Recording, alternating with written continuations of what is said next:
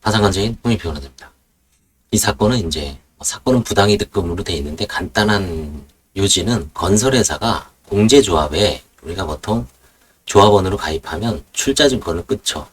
그 규모에 따라 출자증권은 이제 뭐 5천만 원을 한 구자로 해서 10구자이면 5억, 100구자이면 50억. 아마 뭐 각 회사별로 차이가 있을 겁니다. 하여튼 뭐 의무적으로 이제 가입을 해야죠. 건설공제, 일반 건설공제조가 있고 전문 건설공제조가 있고요. 그런 식으로 이제 하는데 원고가 이제 건설회사입니다. 근데 이제 뭐 개인회생을 아니 일반회생, 법인회생을 신청하니까 기한이익을 상실해서 그 조합이 이제 다른 그 주채권자들한테 물어줘야 될 게 있겠죠. 그래서 그거를 이제 부상권이 생기기 때문에 출자증권에 의해서 이제 뭐 해약을 했을 때 그 돌려줘야 되는 그거에 의해서 예를 들어서 그 다른 건설회사에 그 보증을 100억을 물어줬는데 출자증권에 한 70억 정도 된 것 같습니다. 그래서 이제 상계를 한 걸 갖고 건설회사가 뭐 상계는 무효다, 상계할 수 없다, 뭐 여러 가지 논리를 피면서 공격을 했습니다만 이유 없다, 상계는 정당하다. 그리고 이제 뭐 부인권에 대해서도 약간의 어떤 이제 설치를 했습니다. 그래서 이 주안점은 이제 상계고 부인권 행사에 대한 언급은 약간의 어떤 방론입니다. 보겠습니다. 건설회사고요. 피고는 이제 공제조합입니다. 원고 요청을 기각한다. 정면 원고가 부담한다. 이건 이제 70몇 억인데 5억만 청구했습니다. 일종의 이제 일부 청구죠. 괜히 뭐 왕창 청구했다가 이런 건 이제 판단을 받아보는 거죠. 5억 원을 청구했는데 이겼다 하면은 나머지 이제 70억은 또 뭐 추가로 청구한다든지 하겠죠. 졌습니다. 계약 이행 보증 및 자금 융자. 피고는 건설산업기본법에 의해 설립된 법인으로 건설 공제조합이죠. 일반 건설, 그냥 전문 건설 공제조합이 있고 건설 공제조합이 있죠. 조합원이 건설업을 영위하는 과정에서 필요한 보증과 자금 융자 등을 업무를 하는 공제조합이죠.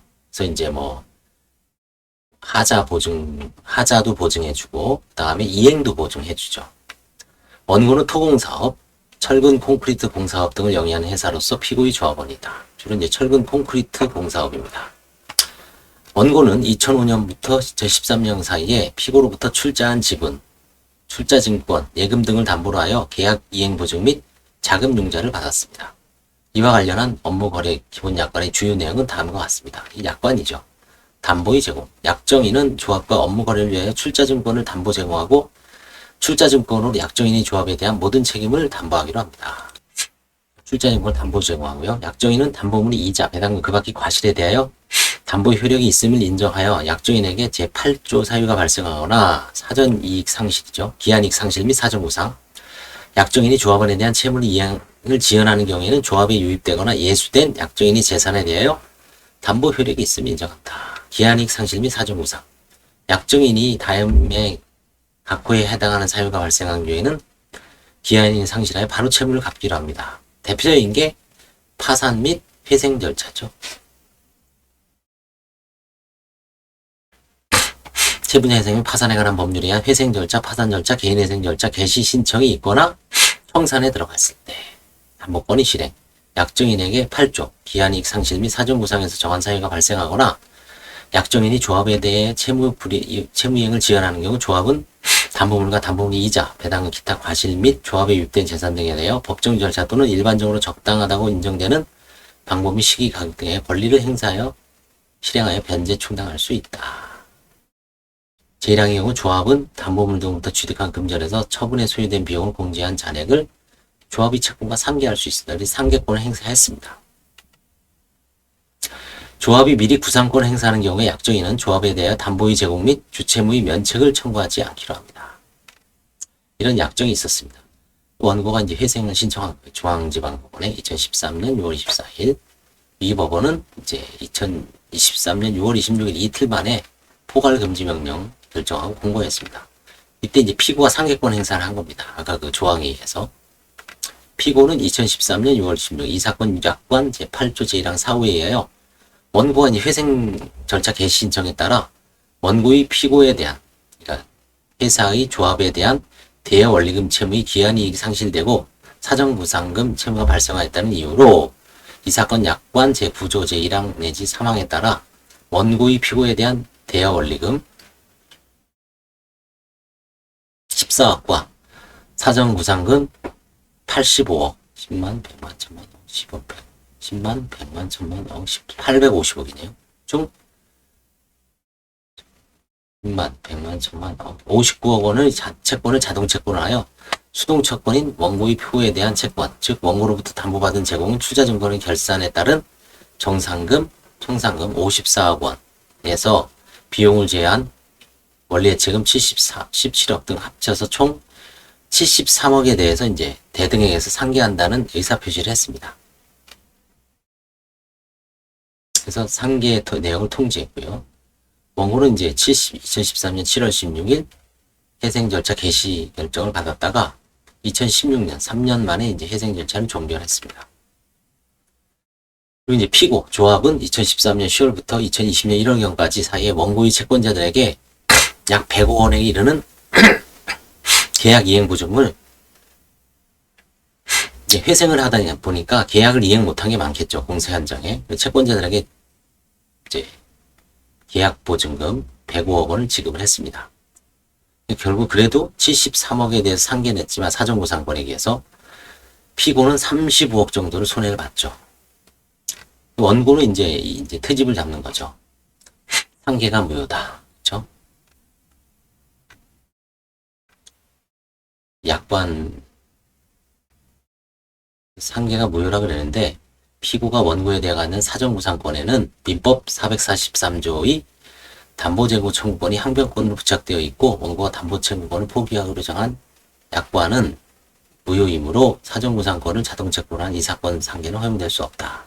법원에서는 그 다음에 이제 부인권 행사 대상이 될 수 있는데 출자증권은 원고가 영업을 계속하기에 필요한 주요 자산으로서 피고가 이를 취득함으로써 원고의 회생의 현저한 지장을 초래한다. 상계효력이 유지될 수 없다. 이 세 가지 점을 공격했지만 법원은 약관 규제법에 따른 무효 주장에 대해서는 이게 이제 이런 상투적으로 이런 항변을 많이 하지만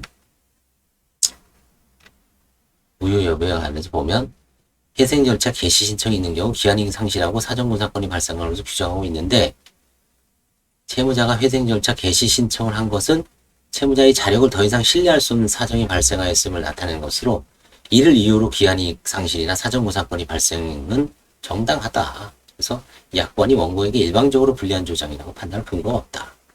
다음으로 부조 사망의 무효 여부. 피고의 사정보상권에 대한 항변권으로서 담보제공 청구권을 미리 포기하기로 하는 것으로 규정하고 있는데 담보제공 청구권을 규정한 민법 443조는 임의 규정으로서 채무자가 사전에 담보제공 청구권이 항변권을 포기하는 것이 가능하다. 이 대법원 판례입니다. 그래서 이제 뭐 의미가 없다는 얘기죠. 이 받아들이지 않고 그 다음에 상계 불허의 주장. 항변권이 붙어있는 채권을 자동채권으로 하여 다른 수동채권과의 상계를 허용한다면 상계자 일방의 의사표시에 하여 상대방이 항변권 행사의 기회를 상실시키는 결과가 되므로 그러한 상계는 허용될 수 없고 특히 수탁보증인이 주채무자에 대해 가지는 민법 442조의 사정보상권에는 민법 443조의 담보제공 청구권이 항변권으로 부착되어 있는 만큼 이를 자동채권화하는 상계는 원칙적으로 허용될 수 없습니다. 이게 법리입니다. 다만 443조는 임의 규정으로서 항변권을 사전에 포기한 경우에는 보증인은 사정보상권을 자동채권화하여 주채무자에 대한 채무와 상계할 수 있다. 이게 이 대법원 판결입니다. 이 사건에서는 원고가 약정서상 미리 담보제공 청구권을 포기했기 때문에 피고의 상계는 정당하다라고 봅니다. 그 다음에 이제 이게 부인권 행사잖아요. 이 부인권 행사에 대해서는 효력이 없다는 점. 이게 이제 우리가 공부해야 될 주안점인데 파산에서는 채무자회생법 100조 제1항 제2호는 관리인은 회생 절차 개시 이후 채무자의 재산을 위하여 채무자의 지급이 정지, 회생 절차 개시 신청 또는 파산의 신청이 있은 후에 회생 채권자 또는 담보권자를 가진 해야 하는 행위와 담보의 제공 또는 채무의 소멸에 관한 행위를 부인할 수 있다. 이게 이제 위기 부인이죠. 부인권은 부인하고자 하는 행위에 관하여 집행력이 있는 집행권이 있는 때 또는 그 행위가 집행에 의한 것이 되고 행사할 수 있다. 집행행위 부인이요. 고의 부인, 위기 부인, 집행행위 부인. 이 전형적인 이제 세 가지가 기본이죠. 피고가 원고로부터 출자 증권을 취득하고 이 사건 상계를 통지한 사실은 뭐 앞에서 이제 본 바와 같은데, 출자 증권 취득 행위는 채무자회생법 104조 후단위 집행행위에 준하여 100조 제1항 2호에 의한 부인권 행사가 될 여지는 있습니다. 그렇죠? 그 출자 증권을 취득해서 갖고 있으면 거의 집행을 하는 거나 마찬가지죠. 상계를 하면. 그러나 105조 1항에서 부인권은 부인의 청구 또는 항변의 방법으로 관리인이 행사한다고 규정가 있는데, 원고에 대한 회생 절차에서 원고의 관리인이 부인권을 행사한 바가 없고 2016년 4월 14일 회생을 졸업했습니다. 종결된 이상 부인권 행사의 대상이 되어 이 사건 상계 효력이 유지될 수 없다는 원고의 주장은 받아들이지 아니한다. 부인권 행사가 어쩌고저쩌고 해도 부인권 행사가 발생할 수 없다는 얘기죠. 이제 회생에서 종결을 했기 때문에.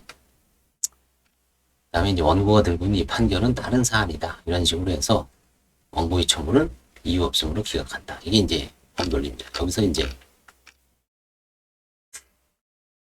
우리가 좀 알아야 될 것은 이 사건에서 이제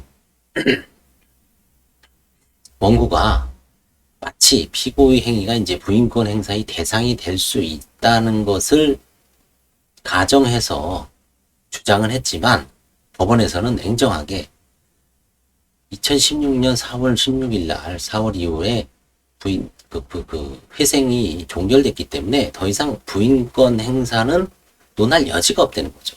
논할 건 없는 것을 뭐 부인권 행사의 대상이 될 여지가 있다는 이유로 이제 이런 논리를 폈기 때문에 그게 잘못이라는 얘기입니다.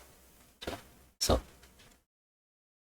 우리 뭐 파산과도 이제 관련이 있죠.